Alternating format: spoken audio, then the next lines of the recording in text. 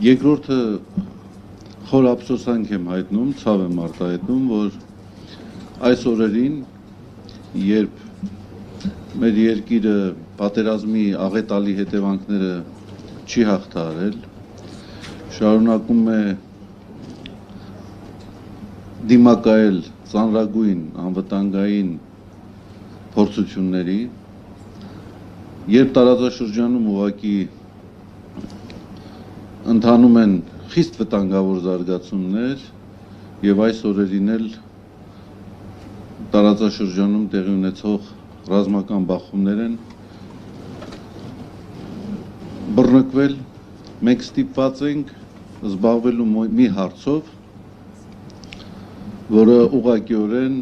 ներազգային կյանքում քայքայում եւ հիմնախնդիրներ է առաջանում։ Իհարկե որևէ տրամաբանական բացատրություն չեմ կարող գտնել նման անվտանգային սուր մարտահրավերների պայմաններում եկեղեցու դեմ իշխանությունների նախաձեռնած արշավի համար։ Սա իրապես խիստ ցավալի է եւ սա խոսում է մի իրողության մասին, ցավալի իրողության մասին, որ Հայաստանի իշխանությունները գործադիր իշխանության ղեկավարի կամ քաղաքացիական պայմանագիր իշխող կուսակցության ղեկավարի գլխավորությամբ լիարժեքորեն չեն պատկերացնում իրենց առաքելությունը եւ ուղղակիորեն փորձում են իրենց անմիջական պարտականությունները իրականացնելու փոխարեն արհեստական թիրախներ ստեղծել, կեղծ օրակարգեր ձևավորել։ Շատ ժամանակ չի անցել, երբ այդպիսի օրակարգեր քանիցս ձևավորվեցին։ Աղային բարեփոխումները, չգիտեմ, հիմա էլ անցել են եկեղեցական բարեփոխումներին։ Ակնհայտ է բոլորիս համար, թե ինչ նպատակ է հետապնդում այս արշավը։ Արդեն պարոն Զոհրաբյանը արձանագրեց իր խոսքում, պատահական չի կարելի համարել նաև համընկումները այն թիրախների ընտրության մեջ, որը կատարում է իշխանությունը, համընկնումները ադրբեջանական քարոզչամեքենայի տարածած առաջնահերթությունների հետ։ Սրանք իհարկե պատահական չեն։ Որքան բարեմտություն ցանկանաց դրսևորել, միևնույնն է այդ օրինաչափությունը նկատելի է։ Ես իհարկե կփորձեմ շատ համառոտ լինել, միայն ես կուզեմ համոզում արտահայտել, որ իրապես այլևս խելամիտ բանավեճերի ժամանակը կարծեք թե անցել է եւ անմիջաբար իշխանության ներկայացուցիչների եւ անմիջաբար երկրի ղեկավարի բառապաշարը, ռետորաբանությունը, օգտագործած բառերը այլևս ընտրություն չեն թողում, որպեսզի դրան տրվի իրավական գնահատական։ Ես ենթադրում եմ, որ իրավական գնահատական տալուց հետո ինչ-որ մի ժամանակ կգա, որ նաև հնարավորություն կունենանք առողջապահության ոլորտի մասնագետներին տեսնենք այսպես համախմբված, որպեսզի նաև իրենց մասնագիտական գնահատականը տան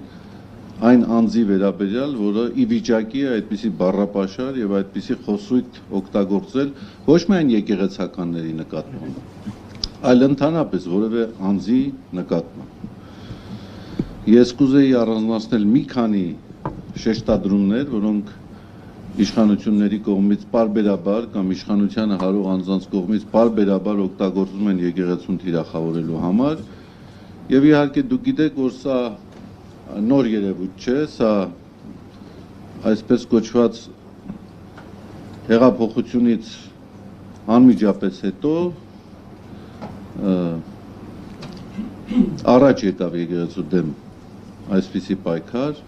ուրեմն առաջինը մեզ մեղադրում են նրանով, որ մենք իբրև թե եկեղեցին կամ եկեղեցականները զբաղվում են քաղաքականությամբ։ Սա բացարձակ սխալ մեկնաբանությունն է եկեղեցին պետությունից անջատվածության սկզբունքի,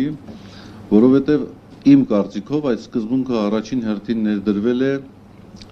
իշխանությունների ոտնձգությունից պետությունը պաշտպանելու համար եւ ոչ թե եկեղեցուն կամ եկեղեցականներին հասարակական կյանքի կարևորագույն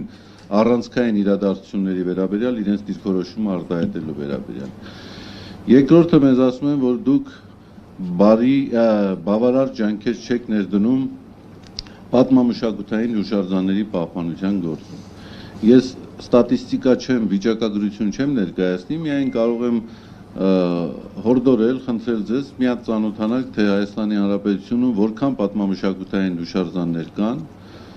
եթե չեմ սխալվում 24,000, եւ այդ 24,000-ից 18,000-ը պաշտամունքային նշանակության պատմամշակութային հուշարձաններ են։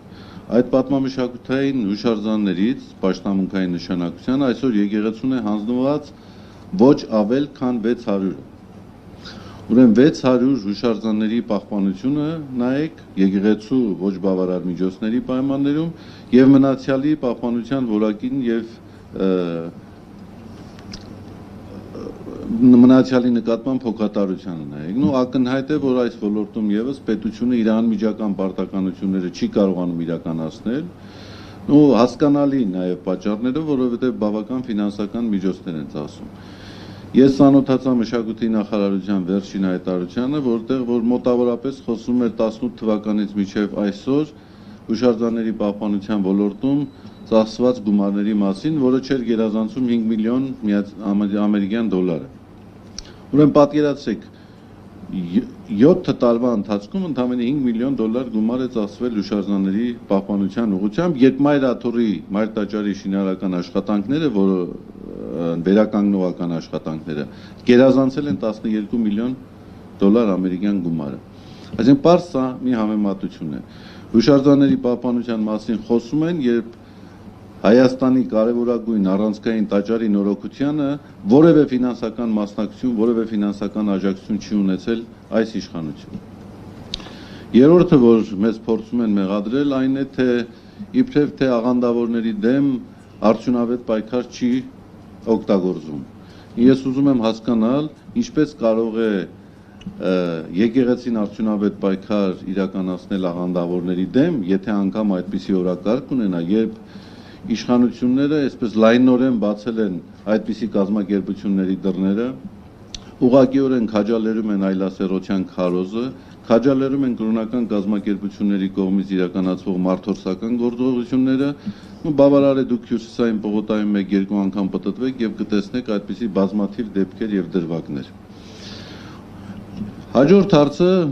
այսպես կուսակրոնության ուխտի հետ կապված տարածվող այս տեղեկատվությունն է։ Ինձ մոտ տպավորություն է ստեղծում, որ Արցախը հանձնվել է այն պատճառով, որովհետև կուսակրոնները խախտել են իրենց ուխտը։ Կամ մենք կատարել ենք տարածքային զիջումներ, որովհետև կուսակրոն հոգևորականները չեն պահպանել իրենց կուսակրոնության ուխտը։ Ուղղակի զավեշտական է հնչում։ Ակնհայտ է, որ մարդը արհեստականորեն փորձում է ձախողումների համար մեղավորներ նշանակել։ Եվ իհարկե նորից ուզում եմ շնորհակալություն հայտնել մեր իրավաբաններին այս նախաձեռնության համար, երբ մենք հնարավորություն կունենանք իրապես ճշգրիտ առարկայական